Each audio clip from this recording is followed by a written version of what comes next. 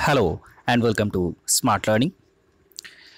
Smart learning এডুকেশনের September 2020 WBCS 2021 যে class তার রুটিনটা প্রকাশিত হয়েছে।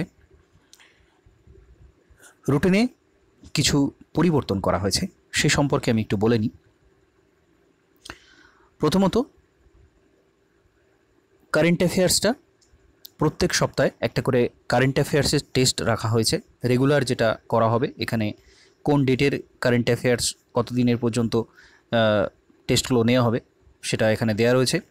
এবং এখানে প্রত্যেকটা 25 নম্বরের কিন্তু টেস্ট হবে, প্রত্যেকটাতেই কিন্তু 25 নাম্বার করে থাকবে কারেন্ট অ্যাফেয়ার্সের।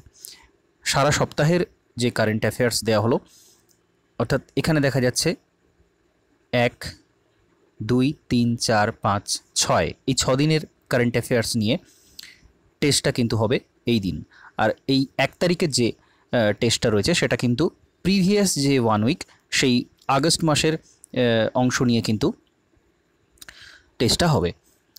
আর এখানে আরেকটা নতুন জিনিস অ্যাড করা হয়েছে, সেটা হচ্ছে সাবজেক্ট ওয়াইজ টেস্ট হিস্ট্রি। এখানে শুধুমাত্র হিস্ট্রি অর্থাৎ অ্যানসিয়েন্ট আর মিডিয়েভাল হিস্ট্রির যে পোর্শনটা, সেই পোর্শন থেকে কিন্তু শুধুমাত্র সেই পোর্শন থেকে প্রশ্ন থাকবে। এবং এটা প্রিভিয়াস যে পোর্শনগুলো পড়ানো হয়েছে সেই পোর্শন থেকে কিন্তু, অর্থাৎ টিল ডেট এই 10 তারিখ পর্যন্ত প্রিভিয়াস যতটা হিস্ট্রি পড়ানো হয়েছে অ্যানসিয়েন্ট মিডিয়েভাল, অর্থাৎ সরাসরি এটাকে রিভিশন টেস্ট বলা যায়, সাবজেক্ট ওয়াইজ রিভিশন টেস্ট। তো এই তারিখে কিন্তু সেটা নেওয়া হচ্ছে। আর এই দিন আলাদা কোনো ক্লাস রাখা হয়নি এখনও পর্যন্ত। এটা কিন্তু ফিডব্যাকের উপর ডিপেন্ড করছে। সেই জন্যই জিজ্ঞাসা করেছি যে কার কোন জায়গাতে দুর্বলতা রয়েছে বা বুঝতে সমস্যা হচ্ছে, আমি সেই অনুযায়ী কিন্তু এই দিনের ক্লাসটা রাখবো। এই দিনে একটাও ক্লাস হতে পারে, দুটোও হতে পারে, বা যেরকম মনে হবে যেটা করা সব থেকে বেস্ট সেরকমভাবে কিন্তু এখানে ক্লাসটা নেওয়া হবে। এরকম আরও একটা দিন রয়েছে, সেটা হচ্ছে 21 সেপ্টেম্বর। এই দিনও কিন্তু ওই একইভাবে ফ্রিডম স্ট্রাগলের ওপর সাবজেক্ট ওয়াইজ টেস্ট হবে টিল ডেট 21 সেপ্টেম্বর পর্যন্ত। একেবারে জুলাই মাস থেকে 21 সেপ্টেম্বর পর্যন্ত যতটা ক্লাস হয়েছে সেই পর্যন্ত কিন্তু ফ্রিডম স্ট্রাগলের সাবজেক্ট ওয়াইজ টেস্ট নেওয়া হবে। কত মার্কসের টেস্ট নেওয়া হবে সেটা এখনই বলা হচ্ছে না, তবে 25 নম্বরের থেকে অবশ্যই বেশি নেওয়া হবে। আমাদের মেন পরীক্ষাতে 25 নম্বর থাকবে, কিন্তু এখানে একটু বেশি করেই নেওয়া হবে। তো যাই হোক, এই নতুন জিনিসগুলো অ্যাড হয়েছে।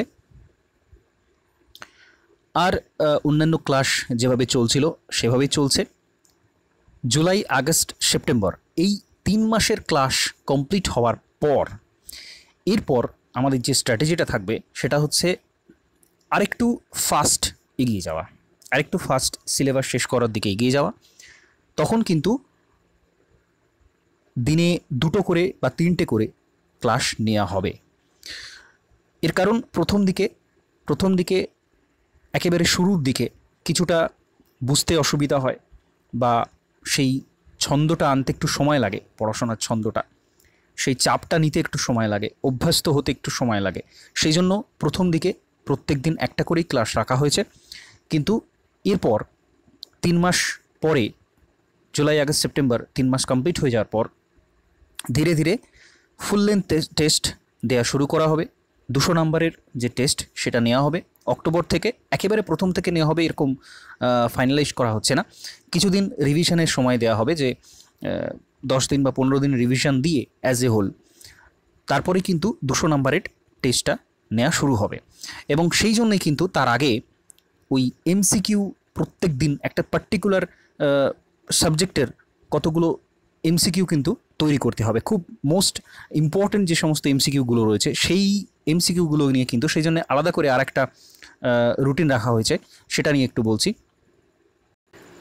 তো এখানে দেখা যাচ্ছে প্রত্যেক দিন 1 তারিখ থেকে 15টা হিস্ট্রি অর্থাৎ অ্যানসিয়েন্ট মিডিয়েভাল, জিওগ্রাফি 15টা, ফ্রিডম স্ট্রাগল 15টা, সায়েন্স 15টা, পলিটি 15টা, প্রত্যেক দিন 15টা করে এমসিকিউ দেয়া হবে তৈরি করার জন্য। এবং এটা কিন্তু একেবারে শুরু থেকে দেওয়া হবে, অর্থাৎ প্রথম থেকে শুরু করে একেবারে এমসিকিউগুলো দেওয়া হবে, যে এই পার্টিকুলার দিনে এই এতগুলো এমসিকিউ কিন্তু করতেই হবে, এটা মিনিমাম। 15টা। কারো যদি মনে হয় যে আমি বেশি পড়বো, বেশি তৈরি করব, সেটা করা যেতে পারে। কারণ এর আগে আমি হিস্ট্রির কিন্তু একটা এমসিকিউ এর ব্রাঞ্চ দিয়েছিলাম, জিওগ্রাফিরও দিয়েছিলাম, কিন্তু সাধারণত ব্রাঞ্চগুলো খুব একটা খোলাটোলা হয় না, পড়েই থাকে। তো সেই জন্য এটা আলাদা করে, প্রত্যেকটা সাবজেক্টের আলাদা করে পার ডে এরকম রুটিন যদি নিজে তৈরি করা যায় সেটা সবথেকে ভালো, কিন্তু সেটা সবসময় হয়ে ওঠে না।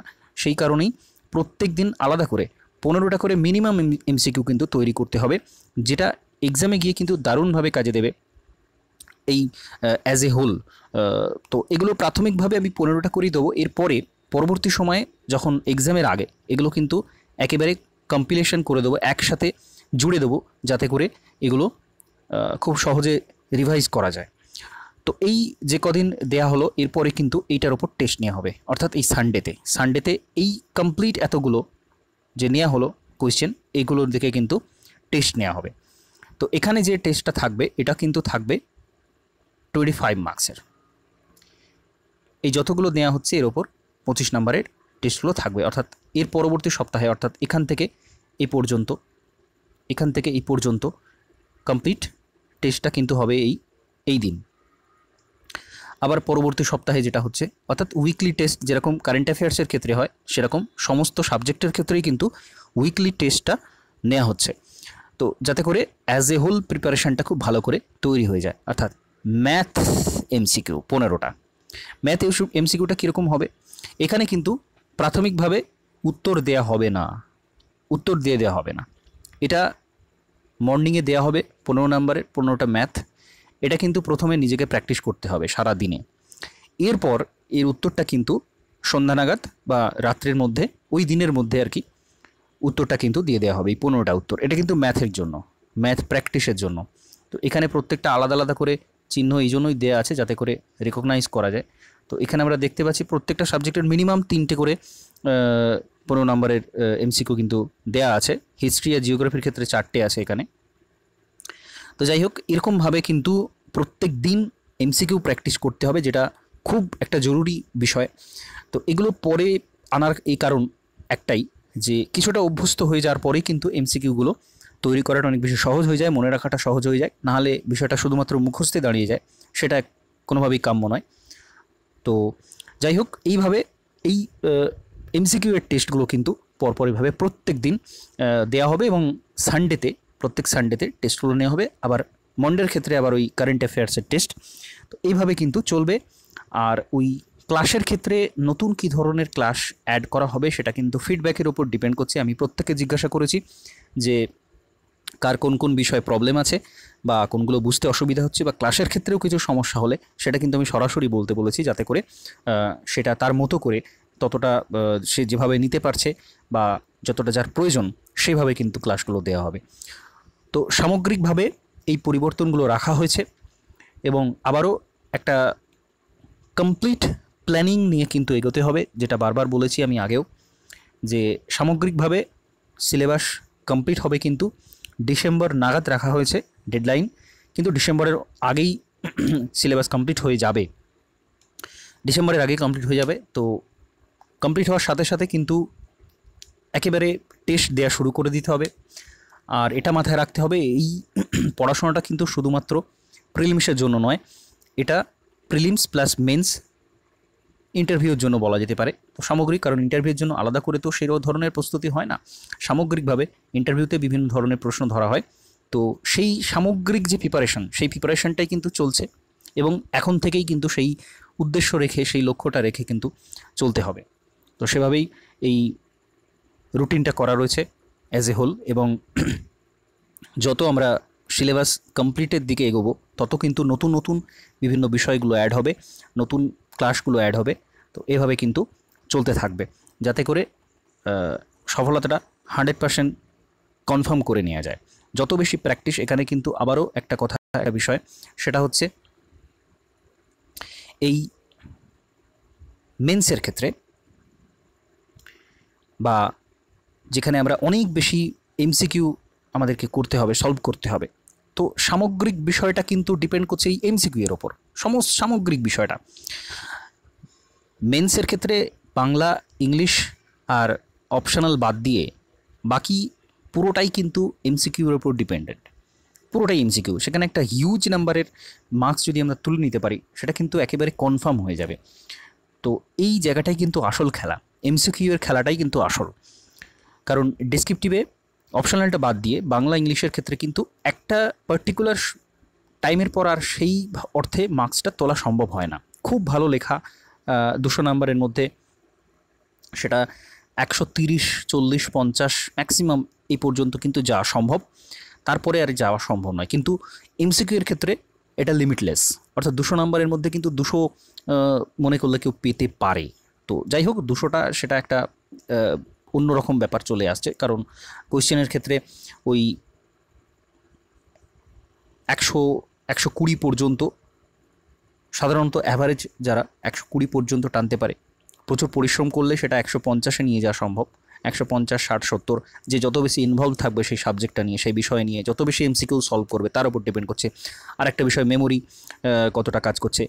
তো এই সামগ্রিকভাবে কিন্তু এমসিকিউ এর উপর সবচেয়ে বেশি জোর দিতে হবে। এই জন্যই এটা নতুন করে শুরু করা হয়েছে এমসিকিউ দেওয়া, এবং এই সংখ্যাটা কিন্তু পরবর্তী সময় আরও বাড়বে। এটা 15 রাখা হয়েছে বর্তমানে, এটা পরবর্তী সময় অন্যান্য মাসগুলোতে কিন্তু যত সময় যাবে তত বেশি বেশি করে এমসিকিউ করতে হবে। আর এই জন্যই কিন্তু টেস্ট সংখ্যাটাও বাড়ানো হচ্ছে, প্রত্যেকটা টেস্ট সংখ্যা বাড়িয়ে দেওয়া হচ্ছে, যাতে করে একেবারে ওই এমসিকিউ এর সাথে একটা কানেকশান তৈরি হয়। এমসিকিউ এর সাথে যত বেশি কানেকশান তৈরি হবে তত কিন্তু পরীক্ষাতে ভুল হওয়ার সম্ভাবনা কমবে, অ্যাকিউরেসি তত বেশি বাড়বে, আর পরীক্ষার পরিস্থিতিটাও কিন্তু সবসময় একটা রেডি ভাবটা কিন্তু সবসময় থাকবে। তো এই সামগ্রিকভাবে এইভাবে চলতে থাকবে। আর অবশ্যই মোটিভেশনটা বজায় রাখা এবং রুটিনটা বজায় রাখা। আমি রুটিনের কথাও বলেছি আগে, মোটিভেশনের কথাও বলেছি, নতুন করে কিছু বলার নেই। শরীরকে সুস্থ রাখা, ফিট রাখা এটা অবশ্য প্রয়োজনীয়, এবং সামগ্রিকভাবে মানসিক স্বাস্থ্য এবং শারীরিক স্বাস্থ্য ভালো থাকলে তবে সেখানে কিন্তু এই জায়গাতে এত বড় সিলেবাস এবং সমস্ত কিছু কমপ্লিট করে রাখা সম্ভব। তো যাই হোক, সামগ্রিকভাবে আজকে এটাই বলছি। তোমাদের সুবিধা অসুবিধাগুলো অবশ্যই জানাবে। আমি পরবর্তী সময়ে এই সমস্ত বিষয় নিয়ে আবারও আলোচনা করব, এবং এই স্ট্র্যাটেজিটা, প্ল্যানিংটা এবং ডে বাই ডে কতটা ইমপ্রুভমেন্ট হচ্ছে সেটা অত্যন্ত গুরুত্বপূর্ণ বিষয়, আর সেইগুলো মাথায় রেখে কিন্তু এগোতে হবে। তো আজকে এখানে শেষ করলাম। নমস্কার, ধন্যবাদ।